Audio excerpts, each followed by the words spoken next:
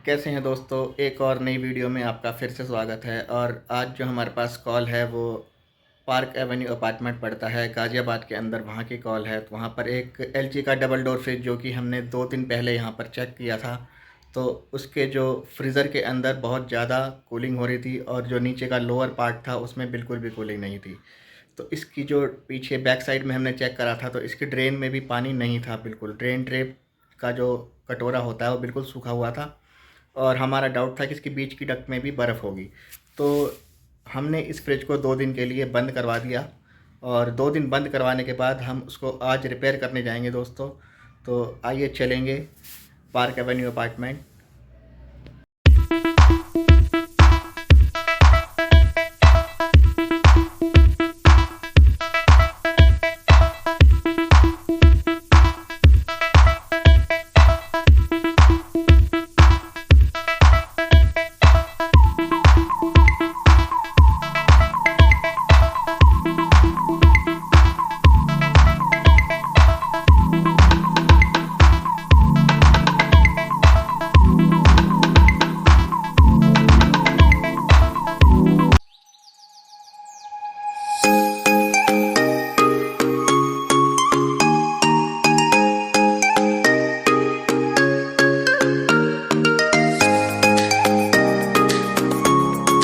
तो दोस्तों यही वो अपार्टमेंट है जहाँ पर हमें आज एलजी का डबल डोर फ्रिज रिपेयर करना है।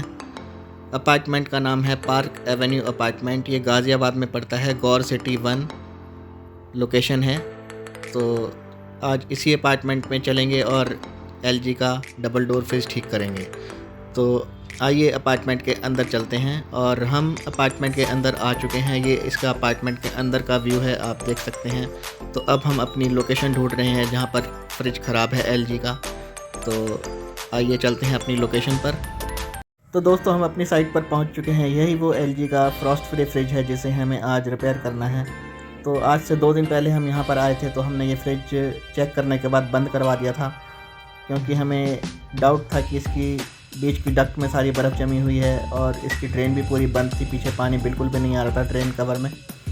तो आज हम यहाँ पर आए हैं तो इसकी जितनी भी बीच की डक्ट की बर्फ़ थी और ड्रेन जो इसकी लॉक थी वो सारी मेल्ट हो चुकी है बर्फ़। तो आइए इसकी फ्रीज़र की डक्टिंग खोलते हैं और हमें जो आज इसमें काम करना है, फ्रीज़र की डक्ट खोल के इसका बायोमेटल थर्मल फ्यूज़ रिप्लेस करेंगे। तो सबसे पहले हमें इसकी ये डक्टिंग खोलने के लिए यहाँ से स्क्रू खोलना है। एलजी के फ्रिज में एक सिंगल स्क्रू यहाँ पर लगा होता है, तो हमें स्क्रू ड्राइवर से इसे खोलना है। और इसे खोलने के बाद इसका थर्मल फ्यूज़ और इसका बायोमेटल हमें रिप्लेस करना है। तो आइए फटाफट से इसकी डक्टिंग खोल लेते हैं और बने रहे वीडियो में, आप दिखाते हैं आपको। तो ये देखा आपने, हम इसकी डक्टिंग को अपने स्क्रू ड्राइवर से खोल रहे हैं और ये हमारी डक्टिंग बाहर आ चुकी है यहाँ से। अब देख सकते हैं आप सामने फ्रीज़र फ़ैन इसका चल रहा है। तो इसको भी हम रियर डक्ट को भी बाहर निकाल लेते हैं और रियर डक्ट बाहर निकालने के बाद इसका जो जैक है सामने लगा हुआ, इसको हम बिल्कुल एकदम यहाँ से अलग कर देंगे। इसको खोलने के बाद तो फ्रीज़र डक्टिंग हमने पूरी तरीके से बाहर निकाल ली है। देखिएगा इसका जो जैक है इसको निकाल के हमने बिल्कुल अलग कर दिया है। तो अब हम इसका बायोमेटल और थर्मल फ्यूज़ दोनों चेंज करेंगे। तो इसके लिए हम इसको यहाँ से वायर स्ट्रिपर से यहाँ पर बायोमेटल को काट लेंगे। जो केबल टाई है जिससे बायोमेटल पुराना वाला बंधा हुआ है, और इसकी जगह पर हम नया वाला बायोमेटल रिप्लेस करेंगे, क्योंकि इसमें जो फॉल्ट था वो डिफ्रॉस्टिंग से रिलेटेड था। तो इसके लिए हमें इसके 2 पार्ट चेंज करने होंगे। एक तो ये थर्मल फ्यूज़ और एक इसके फ्रिज के बैक साइड में लगा होता है टाइमर। तो पहले इसका थर्मल फ्यूज़ और बायोमेटल रिप्लेस करते हैं, उसके बाद इसका टाइमर भी हम चेंज करके दिखाएंगे आपको अभी वीडियो में आगे। तो ये हमने इसमें नया वाला थर्मल फ्यूज़ और बायोमेटल लगा दिया है।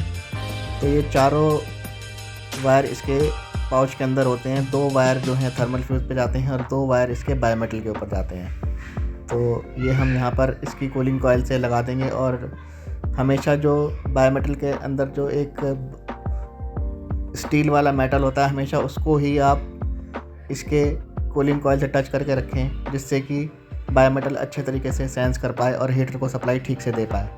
तो दोस्तों ये हमेशा आपको ध्यान रखना है कि इसका जो बायोमेटल का जो स्टील वाला पार्ट है उसको आपको कूलिंग कॉइल से टच करके रखना है, जिससे कि वो सेंसिंग अच्छी कर पाएगा और हीटर को टाइम से ऑन करेगा। तो ये हमारा बायोमेटल यहाँ पर फिट हो चुका है। अब इसको केबल टाई को हम यहाँ से काट देते हैं और अब इसकी डक्टिंग को भी हम फिट कर देंगे जैसे हमने खोला था। तो ये हमारा यहाँ फ्रीज़र का काम तो ऑलमोस्ट ख़त्म हो चुका है। तो अब हम इसमें इसकी डक्टिंग जो है डक्टिंग फिट कर देंगे। तो ये डक्टिंग भी हमने जैसे खोली थी वैसे ही हम इसकी डक्टिंग वापसी लगा देते हैं। यहाँ पर डक्टिंग लगाने के बाद इसका हम बैक साइड में जो टाइमर लगा हुआ है उसे भी चेंज करके दिखाएंगे अभी आपको। तो आप देख सकते हैं इसका फ्रीजर फ़ैन चल चुका है। अभी हमने इसके कंप्रेसर के जो रिले के टर्मिनल पे जो थिम्बल लगा होता है वो हमने हटाया हुआ है, जिससे कि इसका कंप्रेसर अभी चल नहीं रहा है। तो कंप्रेसर हमने अभी बंद करा हुआ है, खाली ओनली फ़ैन चला रखा है अभी इसका। तो ये इसकी हमने फ्रंट की डक्टिंग भी लगा दी है और इसको पैक कर देते हैं अब। तो दोस्तों देखा आपने हमने इसका बायोमेटल किस तरीके से रिप्लेस करा, और इसी तरीके से आपके सामने भी अगर कभी LG के फ्रिज में फॉल्ट आता है तो आपको ऐसे ही करना है। इसको कम से कम 2 दिन के लिए तो फ्रिज को बंद कर दें, या फिर इसके जो कंप्रेसर पे एक थिम्बल लगा होता है उसको निकाल दें और इसका फ़ैन चलने दें करीबन 1 दिन के लिए, जिससे कि इसकी बीच की डक्ट और ड्रेन क्लीन हो जाएगी। उसके बाद आप इसके 2 पार्ट चेंज कर दें, टाइमर और बायोमेटल, तो आपका फॉल्ट ये रिमूव हो जाएगा। तो आइए अब इसका टाइमर भी हम चेंज कर लेते हैं दोस्तों। तो टाइमर इसका यहाँ पर लगा हुआ है लेफ़्ट हैंड पे कंप्रेसर के। तो ये स्क्रू खोल के हम इसका टाइमर रिप्लेस कर देते हैं।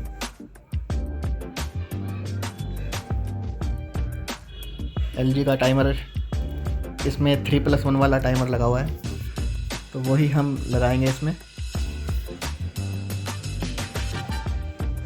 ये दोनों पार्ट चेंज करने के बाद इसकी जो प्रॉब्लम है वो पूरी तरीके से सॉल्व हो जाएगी। इसमें जो लोअर पार्ट में कूलिंग प्रॉपर नहीं आ रही थी वो इसकी ठीक हो जाएगी। और ये सब काम करने के बाद आपको इसमें जो फ्रीज़र में इसकी जो एडजस्टमेंट है वो आपको इसको 1 नंबर पे सेट करना है। फ्रीज़र की जो एडजस्टमेंट है LG के फ्रिज में 1 नंबर पे ही आपको रखनी है। उसको कभी कभी कस्टमर को आप बता सकते हैं कि कभी कभी उसको अगर आपको जल्दी आइस चाहिए तो उस केस में आप उसको बढ़ाइएगा, अदरवाइज़ उसको 1 नंबर पे ही चलाना है आपको फ्रीज़र वाली जो एडजस्टमेंट है। और जो लोअर पार्ट की जो रेफ्रिजरेटर वाली एडजस्टमेंट है उसको आप सर्दियों में 2 या 3 पर चलाएँ और गर्मियों में 5, 6, 7 तक भी आप उसको कर सकते हैं। तो ये हमने इसका पुराना वाला टाइमर बाहर निकाल दिया है और अब हम इसकी जगह पर अपना LG वाला न्यू वन यहाँ पर लगाने वाले हैं। तो बिल्कुल सेम टाइमर है हमारे पास, तो इसकी जगह पर हम उसे लगा देंगे और ये फ्रिज हमारा उसके बाद वर्किंग करने के लिए पूरी तरीके से रेडी हो जाएगा। तो जो भी टाइमर वाले फ्रिज हैं उनमें आपको ऑलमोस्ट इस तरीके से ही काम करना होता है।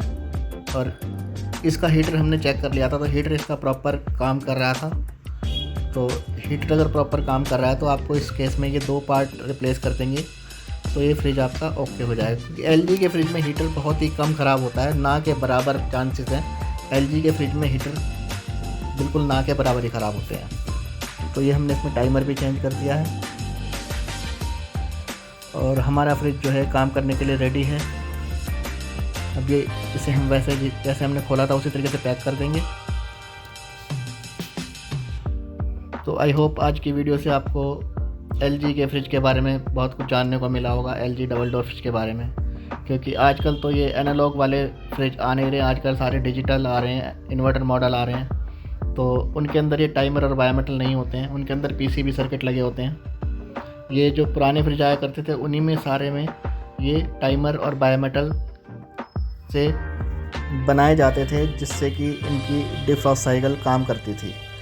तो इसी तरीके से आपको अगर कभी LG के फ्रिज में लोअर पार्ट में कूलिंग नहीं मिलती है तो आपको इसी प्रोसेस से काम करना है। और एक तो उसका हीटर चेक करना है, आपको डायरेक्ट 220 सप्लाई देने के बाद अगर फ्रिज का हीटर सही से हीट हो रहा है तो इसका मतलब है कि इसमें आपको बायोमेटल, थर्मल फ्यूज़ और टाइमर रिप्लेस करने की ज़रूरत है, जिसके बाद आपका ये फॉल्ट जो है पूरी तरीके से ठीक हो जाएगा। तो आई होप दोस्तों आज की वीडियो से आपको बहुत कुछ सीखने को मिला होगा। इसी तरह की और इन्फॉर्मेटिव जानकारी आपके लिए हम लाते रहेंगे और धीरे धीरे करके आपको इनके थ्योरेटिकल नॉलेज भी आपको देंगे कि टाइमर किस तरीके से काम करता है। टाइमर LG का टाइमर और वर्लपूल का टाइमर एक दूसरे से क्यों डिफरेंस है, तो इसकी भी वीडियो हम जल्दी ही आपके लिए बनाने वाले हैं। तो अगर आप चैनल पर नए हैं तो चैनल को सब्सक्राइब करिएगा और वीडियो को लाइक करिएगा। बाकी हम तो आपके लिए कंटेंट लगे ही रहते हैं ढूंढने में। तो थैंक यू दोस्तों, आज के लिए बस इतना ही। मिलेंगे अगली वीडियो में। कुछ इंटरेस्टिंग फॉल्ट अगर हमारे सामने आएगा तो उसको भी आपके साथ शेयर करेंगे। बाकी आज की वीडियो से तो आपको पता चल ही गया होगा कि आपको अगर LG के फ्रिज में लोअर पार्ट में कूलिंग अगर नहीं आ रही है तो आपको किस तरीके से काम करना है और इस तरीके से आपका ये जो फॉल्ट है वो ठीक हो जाएगा। तो आपको ये काम करते टाइम इसकी तो दोस्तों हमारे चैनल को देखने के लिए आपका बहुत बहुत धन्यवाद, आपका दिल से शुक्रिया। और अपने दोस्तों में भी शेयर करें हमारा ये चैनल, जिससे कि जो जानकारी सीखना चाहते हैं फ्रिज से रिलेटेड उनको हेल्प मिल जाए और वो भी एक अच्छे टेक्निकल पर्सन बन सके। तो दोस्तों थैंक यू, बाय बाय। मिलेंगे किसी अगली और नई इंटरेस्टिंग वीडियो के साथ।